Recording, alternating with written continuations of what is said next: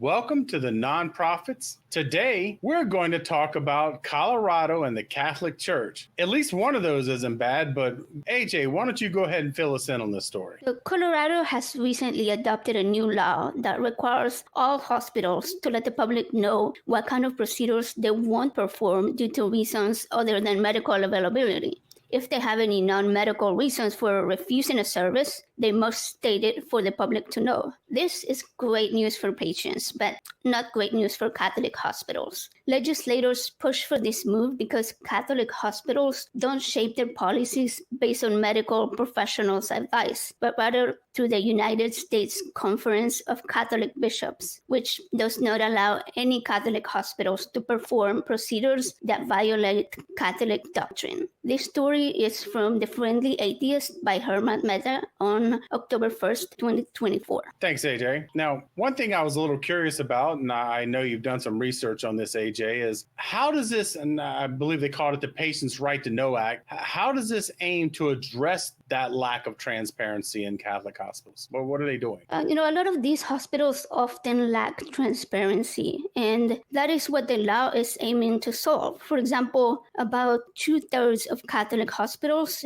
don't advertise that they are religious affiliated, and they use vague names like Mercy Hospital to avoid the connection because it could drive patients of other faiths away. So the solution that is being adopted will offer facilities a form to fill. But this is created by the Colorado Department of Public Health and Environment, and this form asks them to list in great detail which services they won't provide due to non-medical reasons, in this case, religious reasons. And the legislation is called Patients' Right to Know Act, and it could help patients make better choices. I think that it's only right that hospitals are upfront about what they will and will not do, especially in a situation like the Catholic Church, where we know that a lot of the things that they're going to do have nothing to do with health-related causes, but simply because a book or some guy who wears a dress who wants to insult other people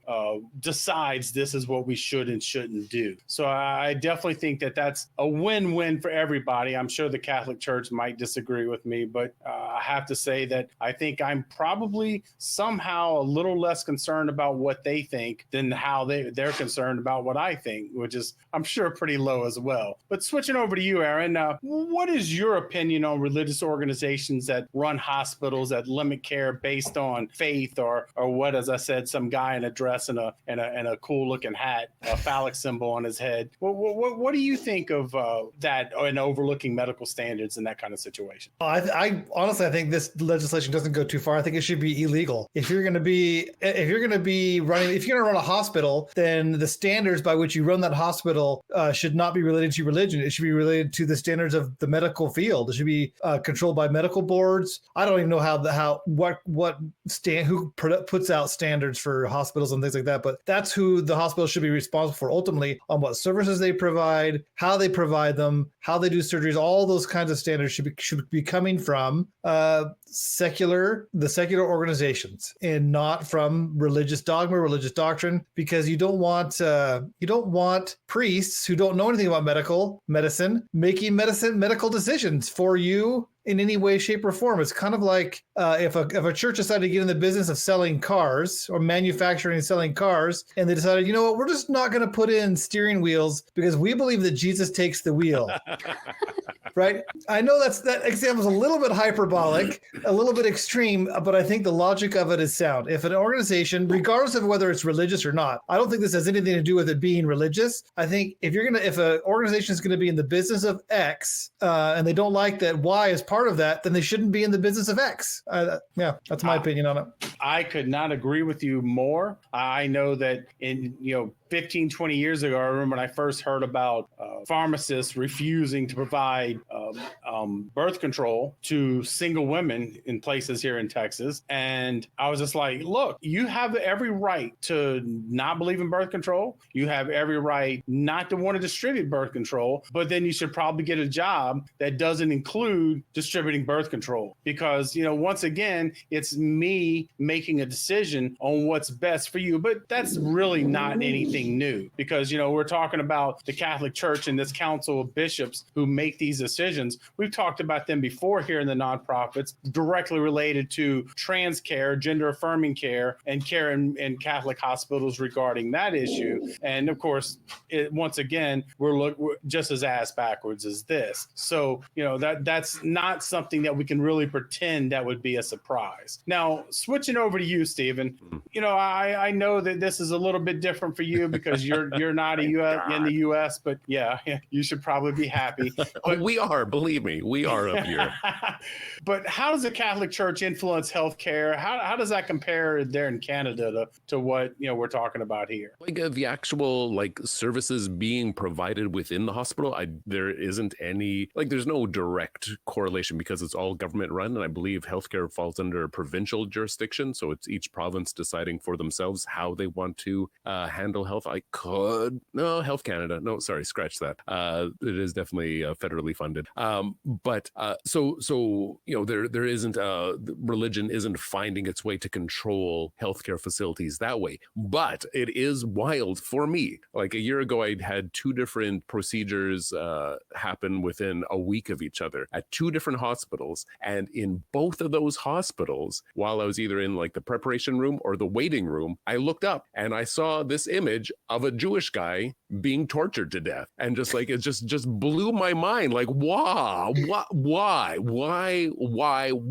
is this grotesque, barbaric image just boop, up there on the wall in two different publicly funded government-run facilities? It just blows my mind. And I get it that the history is there, that the nuns were very involved in medical help 100 or 200 years ago, and so that has a big impact on where we are today. But it just blows my mind that, and I believe because my partner is a former Catholic, they explained that the idea is that if something bad happens to you while you're getting a procedure done, you need to have Jesus there to take away your sins if you die, or some sort of voodoo shit like that. And it's just why is this so acceptable? It's just the power that the Catholic Church has over our society. It has a long-standing history, and it has lots of money, and it gets to pull a lot of rank that way. It makes you wonder, why is Jesus not healing all these patients in the hospital in the first place? He's going to heal them in heaven, dear.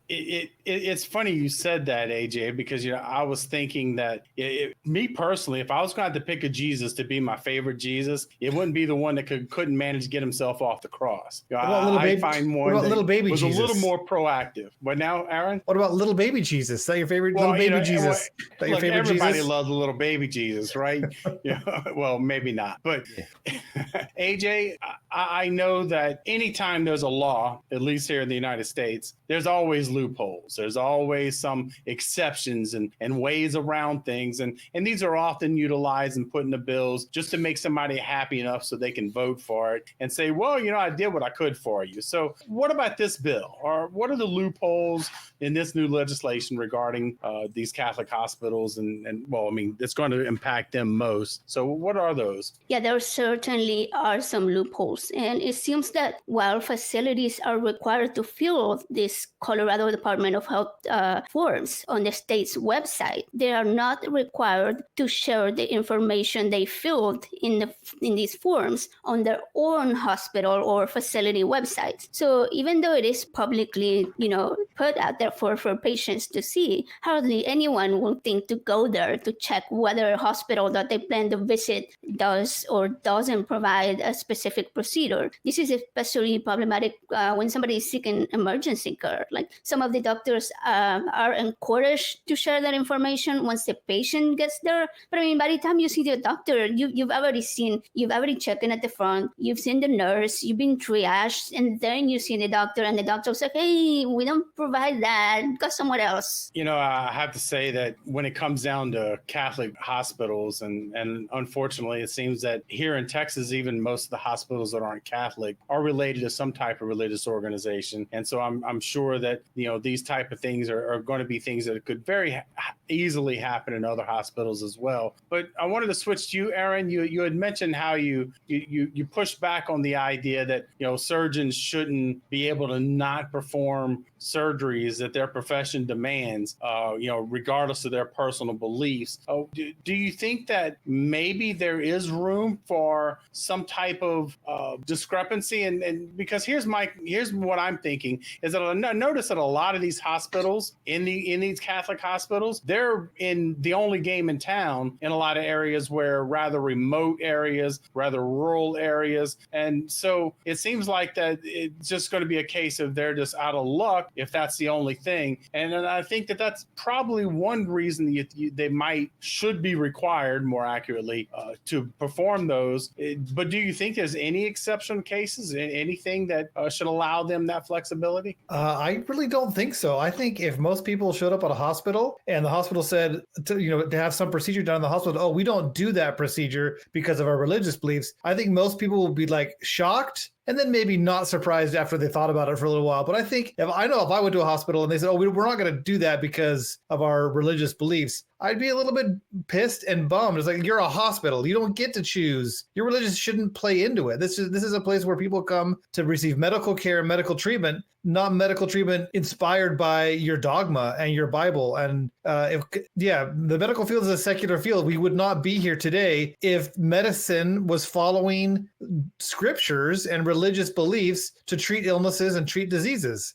The medical field exists because we don't listen to Bibles, because we don't listen to people that aren't experts, that we've done the science and we know what works best in treating people and helping people. So no, I don't think there really should be any exceptions. And as far as surgeons, if people have individual preferences not to perform certain surgeries, that's fine. I'll let a surgeon not perform something. But if they're the only surgeon around, then I don't really think they would have a choice. If there's somebody to replace a surgeon that doesn't want to perform what they feel is a morally questionable surgery, and somebody else can replace that surgeon, fine, let's do that. But if you're the only surgeon around with the only one with expertise, I think you should probably be required to perform the surgeries that your patients require. It goes back to that. Yeah. Well, imagine if Jehovah's Witnesses had hospitals. What, are you not going to get a blood transfusion? No surgeries? Just all surgeries are canceled? Yeah, right. And it isn't so much that the surgeons are saying, no, I won't perform that, as much as it's the hospital saying, no, we won't perform that. In this case, yes. But I'm sure there are surgeons that don't want to perform certain surgeries because of their beliefs and their morality, which is fine. But it goes back to the argument of if you don't like something, then don't get involved in a job that requires you to do that thing. And the procedures that we're talking about, is this more like we're talking about things that have to do with like reproductive, like is there vasectomies, abortions? Yeah, I think there's we'll one or two other ones. Yeah, I'm going to reach out to that. It's quite a list. Okay. But one of the things that I wanted to talk to you about, Stephen, is what do you think? You think that highlighting this, because as was pointed out in this little dialogue back and forth here, a lot of times this probably isn't the surgeon. This is very likely an issue of the hospital making a decision that I'm sure, and that there are some that will be agreeable to it, but I'm sure there's more than a few who are seething under the limitations that they exist under. Do you think that this legislation will highlight some of these issues and maybe make the public more aware of them as well, and cause the Catholic Church maybe to reconsider some of this? Reconsider? No. Hell no. They will not reconsider anything. But and again, I'm just speculating here on what is this term that I hear, like the free marketplace of ideas or something like that. Like maybe if there's enough guys in the middle of rural Colorado who says, I want to get a vasectomy and I can't get a vasectomy because there is no hospital within 300 miles of where I live, like, will that open up an opportunity where some other provider will say, there is a need here. There is an opportunity for us to make a profit off of healthcare here. We can be providing a service to in this area specifically. Maybe that's the upshot of having this information publicly available, is to see where there are gaps and where those needs can be met by non-religious organizations. Fingers crossed. And one more thing that I thought of, that this is actually kind of unfair to doctors that work for Catholic hospitals, because there may be doctors that don't mind performing these surgeries, but they can't because of the hospital, so they don't get the experience that maybe they need or they want to become better surgeons and better experts in their field. Are also just wanting to be a better human being and provide the services, because sometimes it isn't. I mean, and I'm not trying to take away from vasectomies, because I think that they're an important tool for many people. There are many people I wish I would have had one, but overlooking that, this goes into, Catholic churches with, women coming in there with, pregnancy complications or even, miscarriages, and you're having doctors that go, well, I can't help you. You're on your own. And I know here in Texas, we have people who are dying because the law is doing it. But here you've got the law and the Catholic Church saying, oh, well, SOL. But what do you think, AJ, what happens in a Catholic church if somebody walks in there with a ectopic pregnancy or looks like something that is going to be a miscarriage, it's going to be an unsuccessful pregnancy? And we're not talking about, because, they love to politicize this with the abortion issue and make it all about abortion. And that's, people have abortions because, as frivolously as, picking a flavor of ice cream. But more often than not, these are situations where people want to have kids and their lives are being put at risk. So is that what's going on here, or what? Are they more reasonable about these kind of situations? Well, as both Aaron and Stephen mentioned, there are numerous procedures that Catholic hospitals cannot provide, due to their religious reasons, that have no basis in medical advice. For example, as you just mentioned, it's more than abortions. If somebody wants to have a tubal ligation as a contraception method, they can't, because any kind of contraception is prohibited in the Catholic faith. So if a woman is sexually assaulted and wants, the morning after pill, she's out of luck. As Stephen also mentioned, vasectomies are out, because they believe that they will prevent a pregnancy. Any kind of abortion is prohibited, including miscarriages and ectopic pregnancies. Rather than ending the pregnancy, they'll remove the entire fallopian tube, even though that is not medically necessary at all. And it makes it harder for the woman to get pregnant, if her tubes were removed. And with miscarriages, they force the woman to wait until they have an infection to take action, simply because the usual procedures of inducing an abortion with a pill for both of these situations is against Catholic doctrine. But it doesn't even end with women's rights. Like, they also refuse gender care for transgender people, such as hormone treatment, a hysterectomy or mastectomy. It goes beyond abortion here. Oh, no doubt. This is, and that's, of course, always going to be one of the issues that grabs the headlines, especially now, because we're having very real problems with the overturning of Roe versus Wade. That's had a very real impact, because for years we heard, oh, Roe's safe, Roe's safe. What are you guys crying and getting all upset about? We're not going to do anything. And then reality, we wake up one day and this is where we're at. And when you look at this situation, women are literally losing their lives and losing their ability to have children that they want to protect because of these rules. And here we are looking at the Catholic Church. And, while we look at this and go, wow, Roe v. Wade really fucked everything up, the truth is that the Catholic Church has been disregarding women for far longer than Texas or any other states even been around. But Aaron, we talked a little bit about the transparency and all these other things that this law brings about. Do you think that the people who work at the hospital, do you think that they have an obligation at all to their religious authority of the Catholic Church over their patients? Is that something they should even consider? Is that something that, or is this just a fantasy land thing? I think that the oaths that doctors take. I'm not sure if they take a formal oath, but the Hippocratic oath, I think doctors are bound by. And one of the first things in that oath is first, do no harm. And I think you can do no harm by taking inaction. And the inaction that the Catholic Church requires doctors to take, I think you could argue is harmful. And doctors should not listen to those rules put out by their hospitals, especially emergency situations. So I think doctors, I would fully support any doctor, any surgeon that would choose the standards of the medical field, of medical practice, over the dictates of their religious organization with whom they work. I don't think most surgeons that work for I don't think most people that work for Catholic hospitals are Catholic. I would be surprised if that were the case. I think that just happens to be where they end up working. And I hope that there's doctors out there that maybe try some malicious compliance or actually try to bypass the rules and not follow them and do what's right for their patients, not what's right for the doctrine and dogma of the Catholic Church. I always enjoy the opportunity to talk trash about the Catholic Church. I mean, after all, they are the absolute biggest and most successful crime syndicate on the planet. And so with that in mind, I could probably spend the next 2 days talking about how much I loathe and detest the Catholic Church. And I was never even Catholic. I was raised in a very Catholic city, but just seeing them, I think that if altar boys could get pregnant, I think that abortion might be a different viewpoint for the Catholic Church. But overlooking that, because that's maybe just me being rude or slightly biased. Any last thoughts, Stephen? Anything you wanted to touch on? Anything that this brought to your mind? I'm right